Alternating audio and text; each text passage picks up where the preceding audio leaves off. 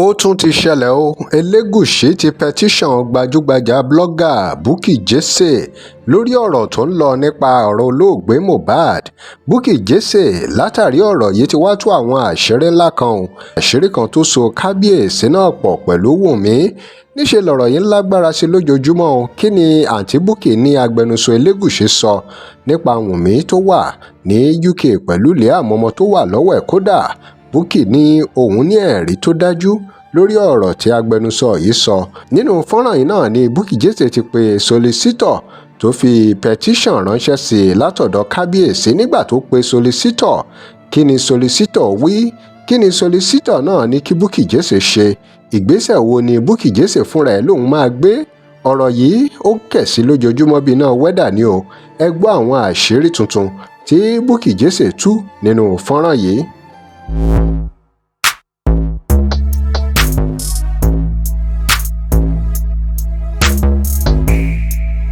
Welcome to CrossBlogX TV. Remember to like, share, and follow us. I want to lecture Saheed Elegushi. I want to lecture him because he's daft. He's daft. Am I communicating? He is daft. The letter says, let me give you the address of the petitionist, his representatives. 111 Asylum Road, London, SC15 2LB. Their phone number is 020-7358-1606. Their email is contact@a2solicitorslaw.com. Now, in Koko, there is one thing I realized in this letter. Few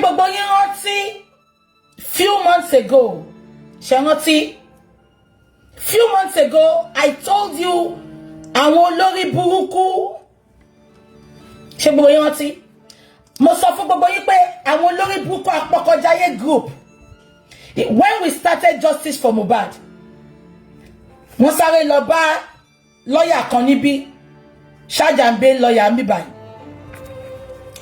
Wọ́n lọ bá pé kó fún mi ní petition, but mi gba gbogbo petition yẹn mi dáhùn. Ìgbà tó yá wọn tán rí pé mo dáhùn. Wọ́n mọ́wọ́ ara wọn, wọ́n fi post petition yẹn mi tún dá wọn lóhùn. Because I'm telling you something. Tí n bá mọ̀ pé ọ̀nà tí mo follow yìí, ọ̀nà tó tọ́ ni. Tí mo dẹ̀ ní reason tí mo ṣe tẹnu mọ́. Mi mọ̀ yálà ìjà yẹn tẹ́ fẹ́ gbé wá kó wá shut me up.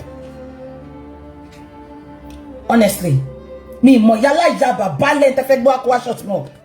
Mo tún sọ fẹ́ mi kó jẹ́ kò ní dá fún Elegushi, kò ní dá fún Wùnmí, kò ní dá fún ya Elegushi, kò ní dá fún Sẹ́kì. Mo máa spare olórí yẹn, olórí Hausa yẹn.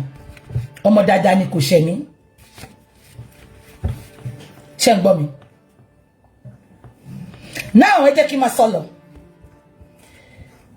Nǹkan tí mo kọ́kọ́ fẹ́ kẹ́ mọ̀ ni pé Elegushi sọ pé òun ò mọ Wùnmí. Bá ṣe kí n ṣọ́ọ̀kì lọ́sàn yìí. The same solicitor lòun àti Wùnmí ń lò ní UK. Ṣé Elegushi ló sponsor Wùnmí ní ìtorí Liam tó wà lọ́wọ́ ẹ̀? Solicitor yìí náà ló fún mi ní petition lórí ọ̀rọ̀ Wùnmí ní 3-4 months ago. Ṣé rántí? Solicitor yìí ló fún mi ní petition. The same solicitor náà Elegushi ń lò. They have a lot of things in common. Ẹ má gbàgbé pé olórí burúkú tó ti bàjẹ́ fún tó ń ṣàgbẹnusọ fún Elegushi last week ó ń ṣe show. Màá lọ wá fídíò yẹn, màá kọ́ ti bí kékeré yẹn, màá gbé sórí social media kí gbogbo yín gbọ́.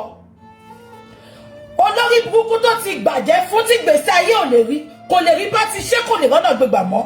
Ó dàbí àwọn babaláwo ológun kà èyí tó ti bàjẹ́ fún. Ẹ̀sìmẹ́ntì mò ń sọ, mi ìfẹ́ máa fún wọn ní recognition. Òun ló máa ń kọ́ ti fídíò fún olórí burúkú Elegushi. Oní trainer sí 2 left leg. Ṣé ń gbọ́ mi? Bàbá yẹn sọ ní last week tó ṣe show. Ó ní Elegushi ní kó mú kí wọn. Ó ní Elegushi ní kó mú kí wọn. Ó ní Elegushi sọ pé kó mú make sure pé òun look after Wùnmí àti Liam. Ṣé ọ̀nà pé tí ọba ti ń sọ̀rọ̀ jù ó máa ṣì sọ. Kò parọ́ o. Nǹkan tí Elegushi bá sọ ní kọ̀kọ̀, òun ló wá sọ ní gbangba.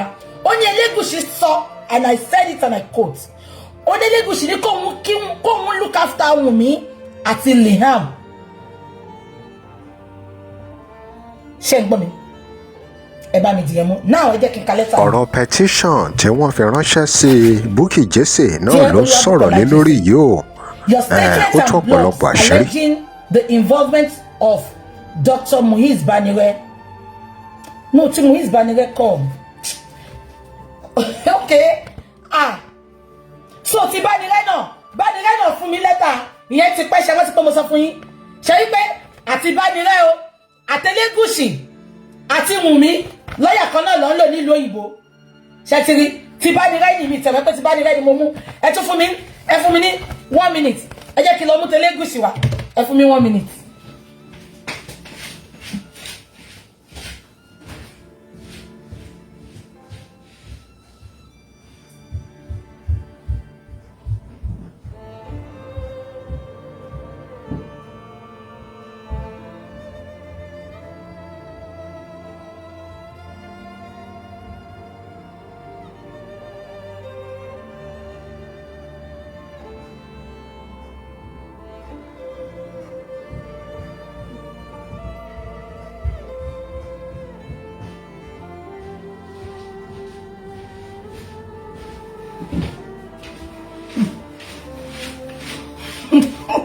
Ẹ má bínú, mo ti gba lẹ́tà lóríṣiríṣi.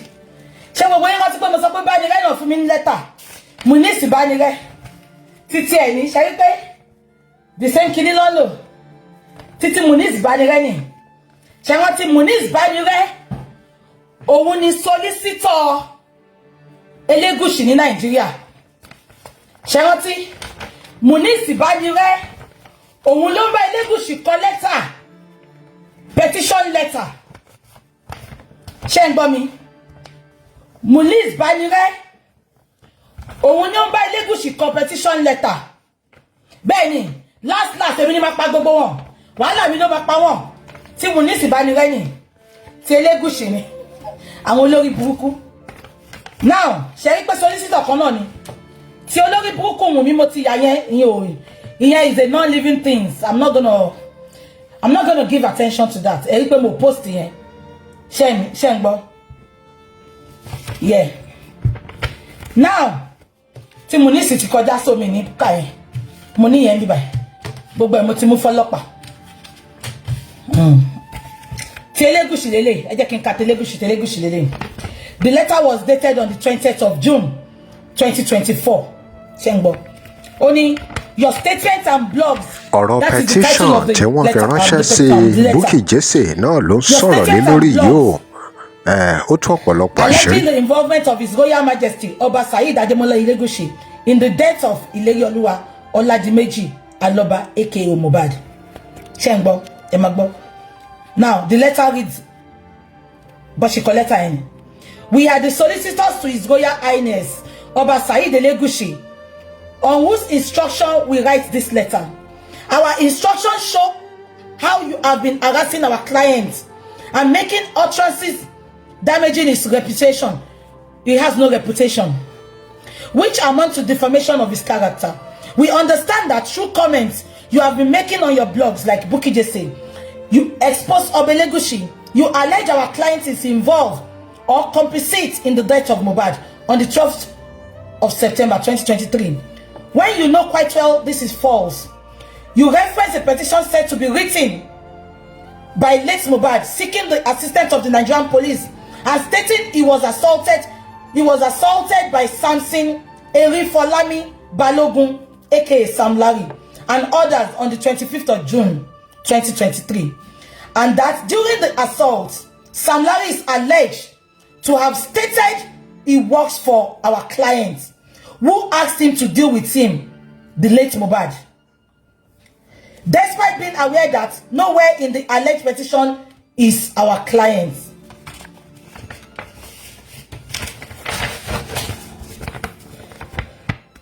Our client was mentioned at the palace on the 14th of the son Samson Erifolami, and not being a member of the royal family, and not working for either royal family or our client in any capacity, and calling for a thorough investigation into the death of Mohbad case.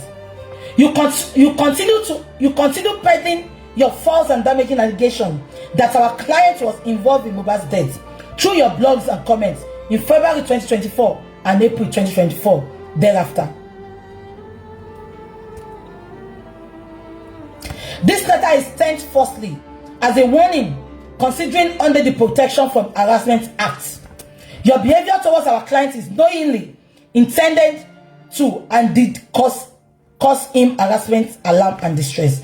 We therefore request you to desist immediately from such further comments and harassment, failing which our clients reserve the right to make a report of your conduct to the police. Secondly, and most importantly, your conduct amounts to defamation of our client's character. Remember.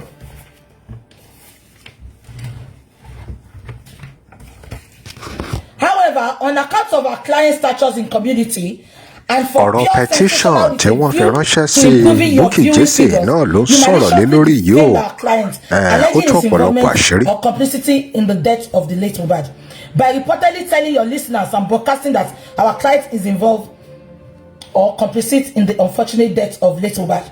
You give your listener the clear impression that our client is involved or complicit murder with a view to lowering his esteem in the eyes of the public. Our client, being a king and leader in the community, has suffered damage by your defamation. Our client demands 4 p.m. Our client demands by 4 p.m. on the 4th of July, as an immediate effect, to retract and correct and apology to our client to restore his reputation. One by 4 p.m. on the 4th of July. One he can correct. One he can apologize. One he can butter. Can restore reputation Elegushi. We therefore request you make the broadcast a statement correcting the impression you have given the public. Remember. Hold on.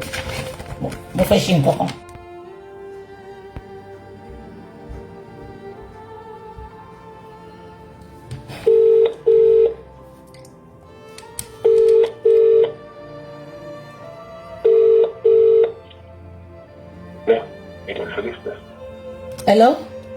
Good morning. Good morning. Yeah. Is this A2 solicitors? Yes, it is. Okay. Do you work alone or you have a big office in London? I don't understand the relevance of that. Okay. Anyway, I got a letter from you. Okay. What's your name? My name is Oluwabukola Elizabeth Jesse. I reside in Manchester. Okay. Can you remember that name?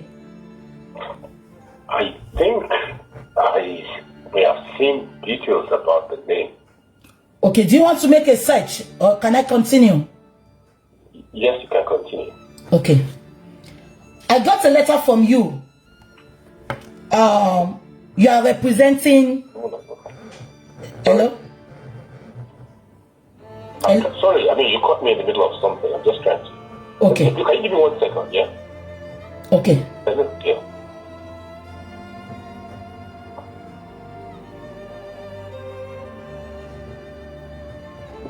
Sorry, I was in the middle of something when you called. So yes. Okay. The letter was dated on the 20th of June 2024. And in the letter, you stated, are you the solicitor in this company? Or do you... Well, I'm a solicitor in this company, yeah. Okay. So in the letter, you stated that I accused Elegushi of Mohbad's death. Can you, or do you want to bring your own copy so that you can read what I'm talking to you about? Okay, let me call. Just give me 1 second, right? Okay. Let me call for the file. One of my colleagues dealing with it and get the file. Okay. ọ̀rọ̀ petition tí wọ́n fi ránṣẹ́ sí Bukky Jesse náà ló sọ̀rọ̀ lé lórí yìí o. Ó tún ọ̀pọ̀lọpọ̀ àṣírí.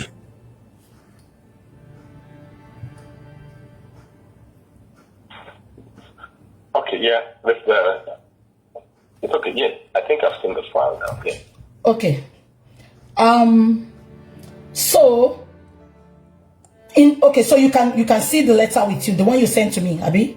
Yeah, I've called for a copy of the file so I can see one of the letters. Yes. Okay. Yeah, I'm sorry. I don't want them to say maybe I did not talk to you. I'm representing the public. And I don't want them to think I did not talk to you. So that's why I'm calling. We are not going to say something defamatory or something that is going to attack anybody here. Are you okay with it? Or you want me to cut? I don't want to talk to you in private. Please. Madam, I think you are, from what I can in the file, you are a blogger or something like that. Yes, I'm not a blogger. I'm a voice for the voiceless. Okay. Now, this is a letter that was sent to you, a legal letter. May I just suggest that you respond to the letter? That would be better than you calling and putting me on live chat. Okay, let me tell you, sorry sir, let me tell you why I'm not going to respond to that letter. Because all what was in the letter was lies. So you told me, in the letter you said I should make an apology of everything I've said about Elegushi before the 4th of July.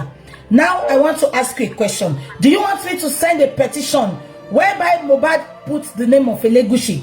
That was why his name has been mentioned all over the world. If you want...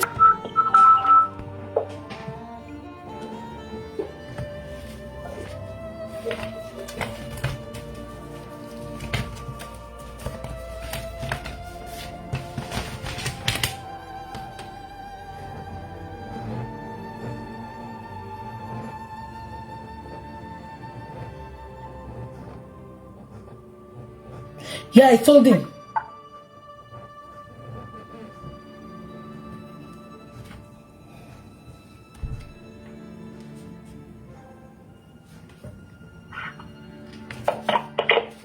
Hello? Hello? Hello, sir. Yeah, Miss Jessie, as I said, we sent you a letter, a solicitor's letter, right? Now, I understand you know your rights.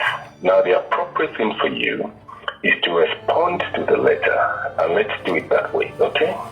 I cannot be on live chat with you. Okay, let me quickly ask you a question. Inappropriate. You said I should apologize, and I don't want to apologize. So, how else do you want me to respond? Just write anything you want to write. You got the letter. Okay. Respond to the letter. Okay, and I'll send you copies. Thank you, Papa. Okay, that's fine. Thank you. Bye-bye. Thank you.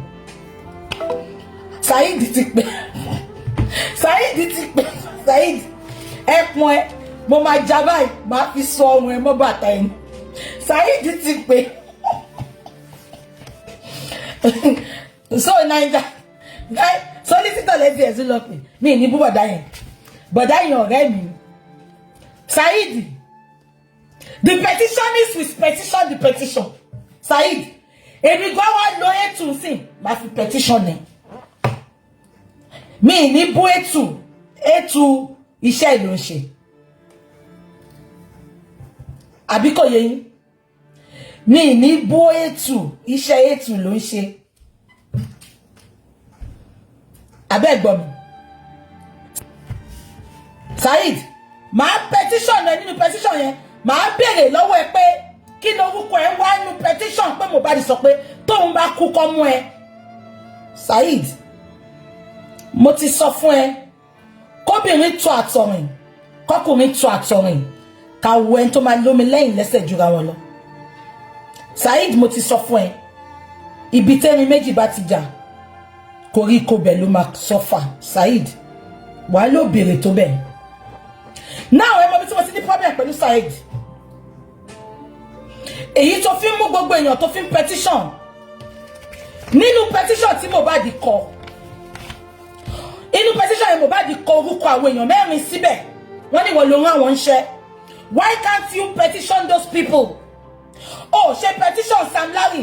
ọ̀rọ̀ rèé o ẹ̀yin èèyàn wa kí lẹ rí gbámú nínú gbogbo èyí tẹ́ ẹ rí tó ṣẹlẹ̀ nípa bí wọ́n ṣe fi petition ránṣẹ́ sí Bukky Jesse lórí ọ̀rọ̀ Mohbad ibo lọ̀rọ̀ yìí máa yọrí sí ṣé àwọn tó bá wà ní nàìjíríà lè jà fún justice for Mohbad kí wọ́n jà fún kí wọ́n dẹ̀ rí èsì tó dáa kódà bí wọn ò sí nílẹ̀ nàìjíríà? níbo lọ̀rọ̀ justice for Mohbad yìí máa padà yọrí sí? ibo ló máa já sí o? ẹ̀yin èèyàn wa kí lè ròyìn? ẹ drop comment yín lórí ọ̀rọ̀ yìí. Remember to like, share and follow us. Thanks for watching.